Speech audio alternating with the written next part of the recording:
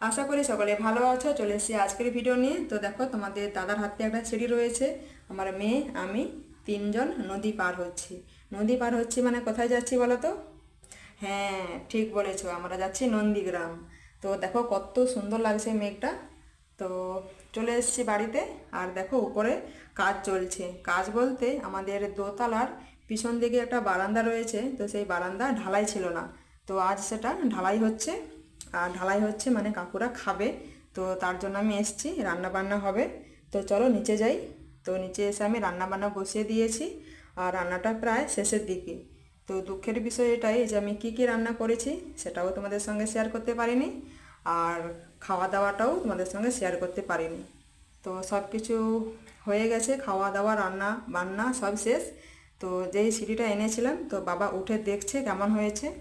যদি ভিডিওটা ভালো লাগে অবশ্যই চ্যানেলটা সাবস্ক্রাইব করে দিও।